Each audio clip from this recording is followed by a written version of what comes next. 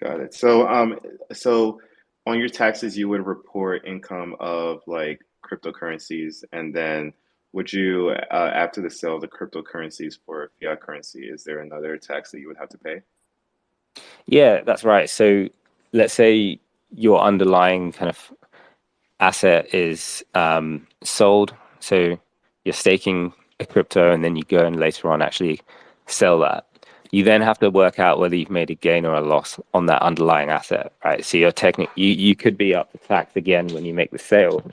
But what's really interesting is let's say you've made a loss on the underlying crypto that you've been staking. You're potentially in a position where you pay tax on the income of the staking rewards, but you've actually lost money on the capital asset that you've then sold, which obviously is a terrible outcome. A lot of people feel quite hard done by, and they're like, "Why should I pay tax um, on this asset when it's actually lost me money?" So, yeah, worth watching out for that as well. Particularly if you're not expecting it, you have to pay tax in fiat currency. So there needs to be a way to kind of cash out to actually fund that tax bill. And that's another way that a lot of people are getting caught out.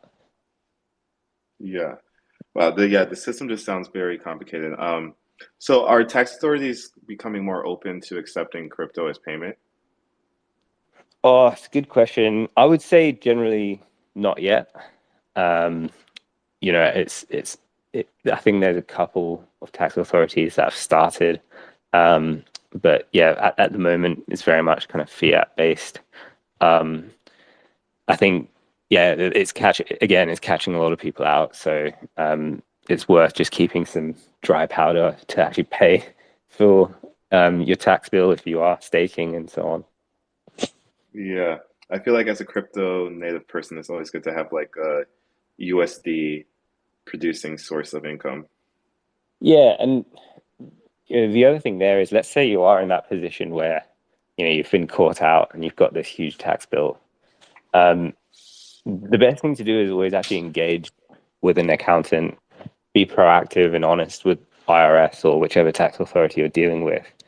Um, because if you're hiding anything, chances are they'll know.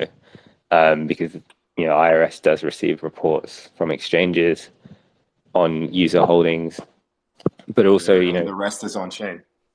yeah, exactly, and also they might be able to kind of you might be able to set up payment plans if you're a good taxpayer and every your kind of tax history is clean, and so on. So yeah, always worth kind of reaching out for help if you are in that position.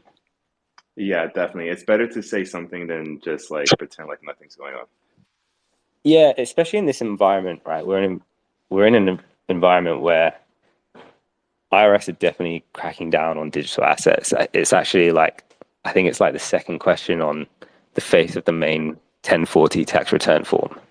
Right? It says, "Did you hold digital assets during the year?" So we also know that the criminal investigation departments in the IRS are really kind of looking into um, people that haven't disclosed crypto gains. They can go back as well. So if you had undisclosed gains in previous years, I think the current investigation is actually looking as far back as um, you know 20 2016. So yeah, Oh, just nice. worth noting that. Yeah. So things are getting real now.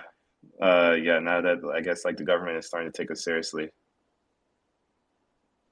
Yeah, and as you said, it's on chain, right? So um, as they develop their kind of as they become more and more sophisticated, it will be a lot easier for them to track and trace these things.